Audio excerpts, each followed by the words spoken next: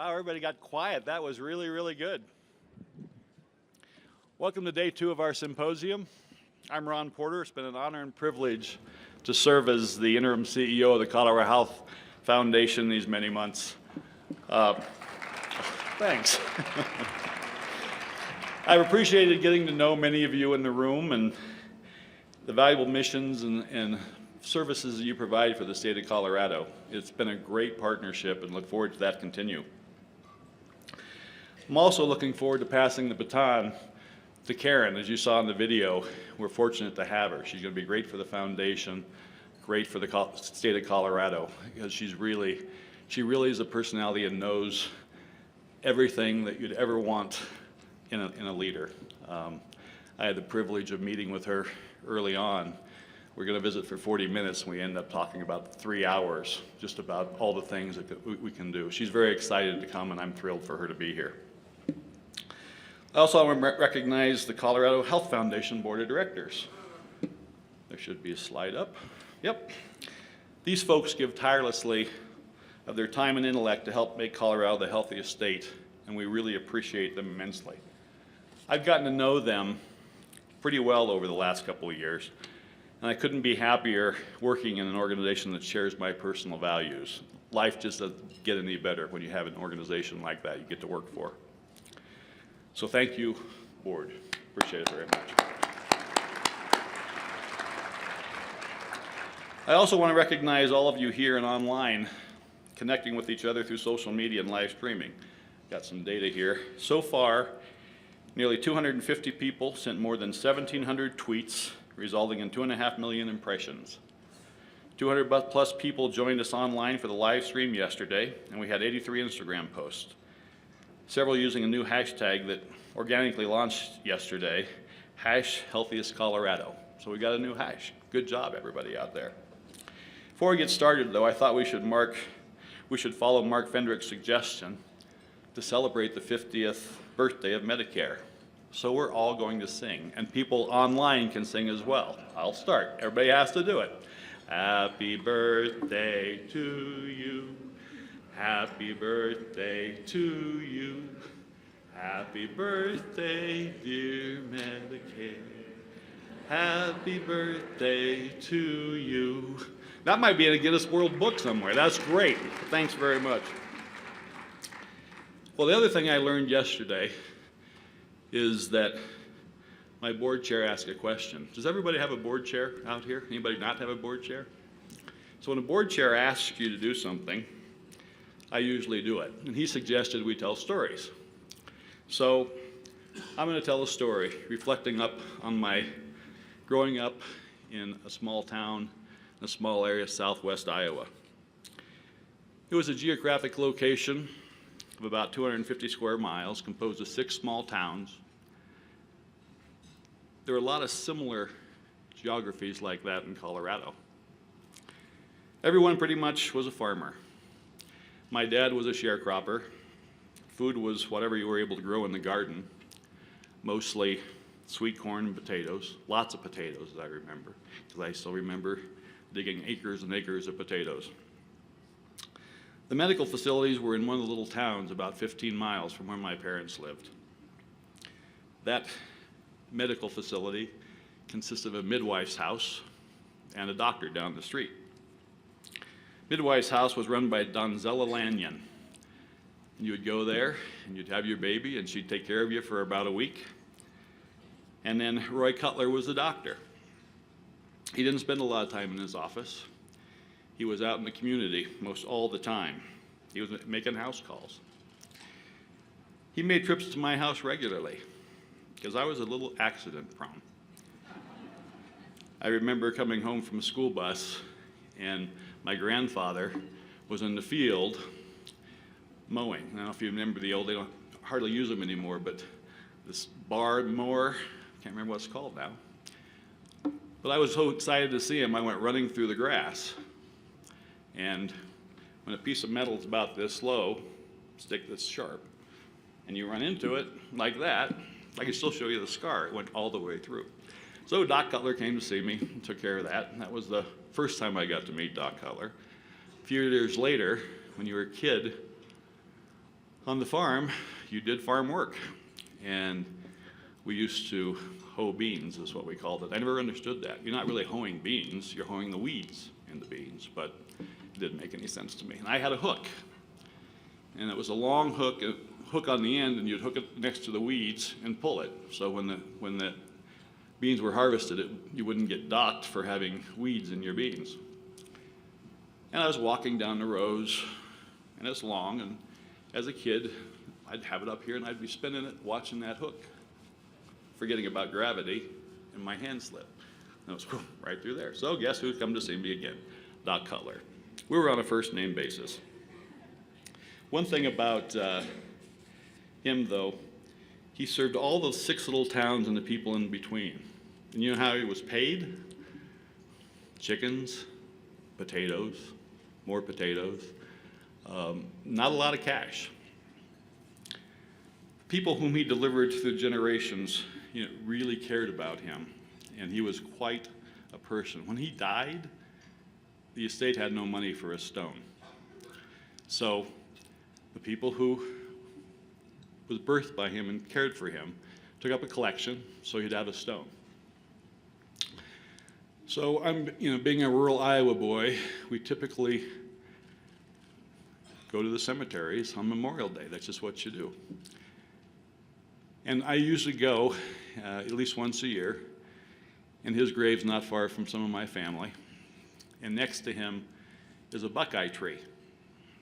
And I always pick up buckeyes from that tree and bring them home and put them in a box. And I pass them around to my kids, and now my grandkids, that say these buckeyes came from this tree that this doctor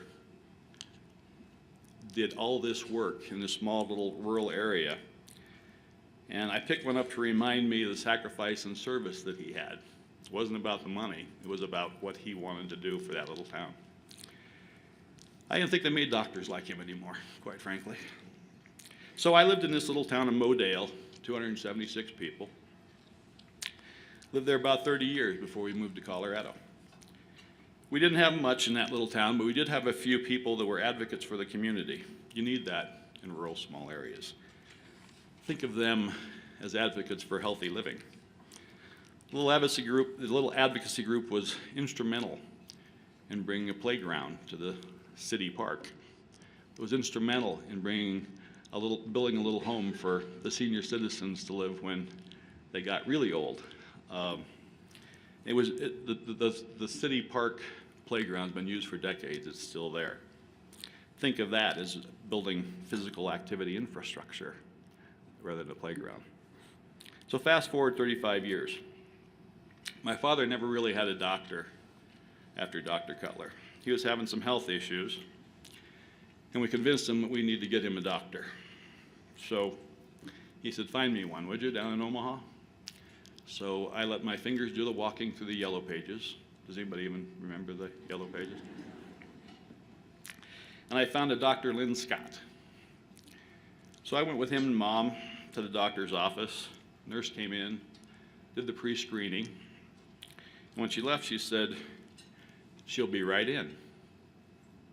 My dad looked at me and said, did I hear what I thought I heard?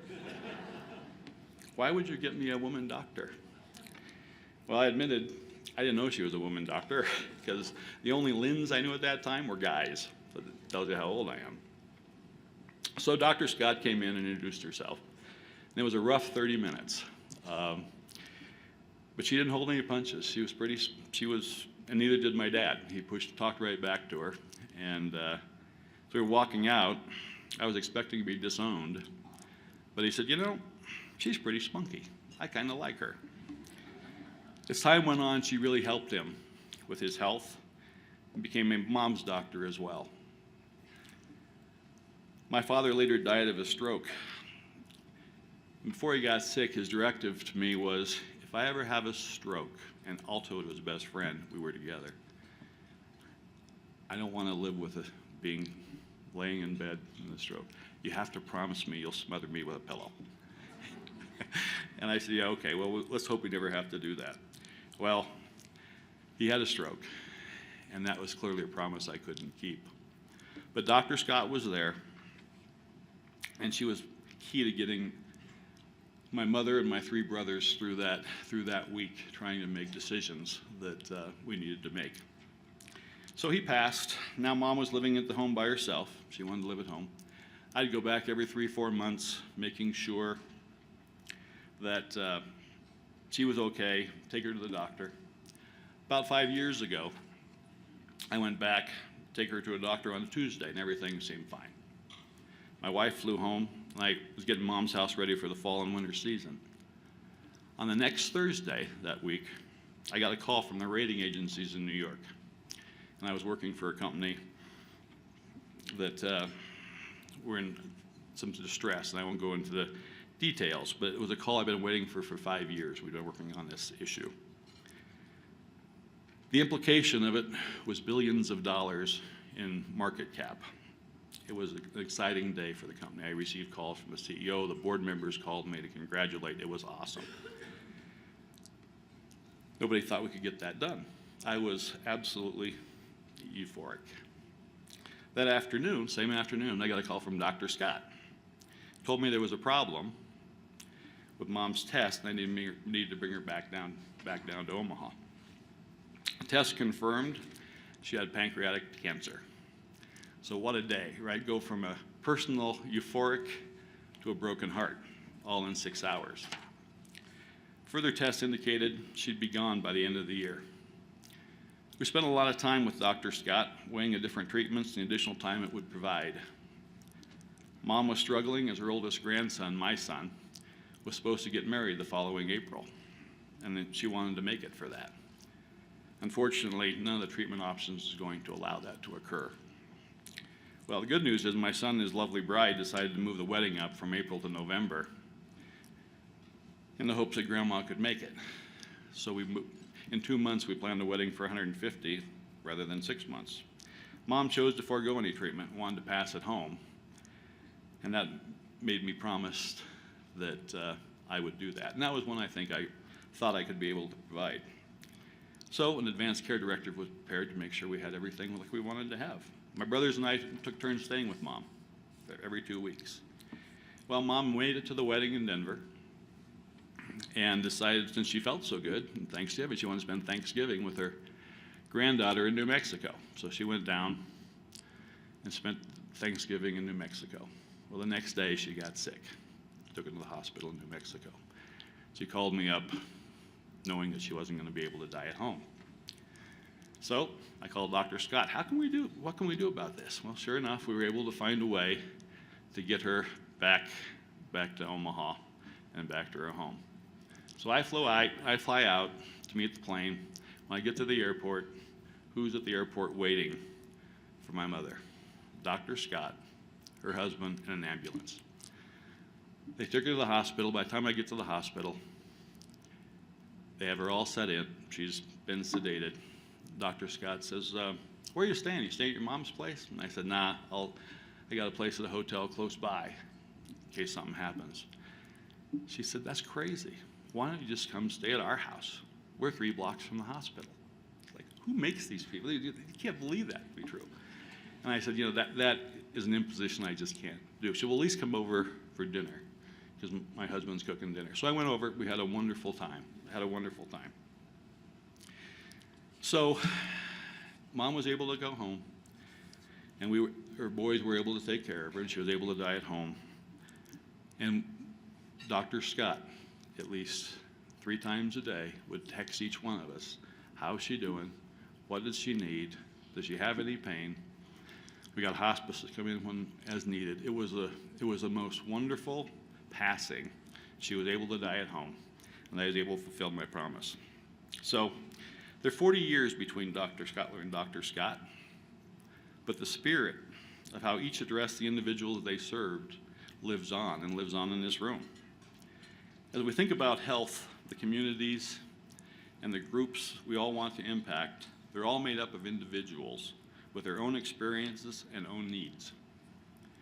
All of us in this room and on the phone and online are partners in this, and working together we can continue to make an impact.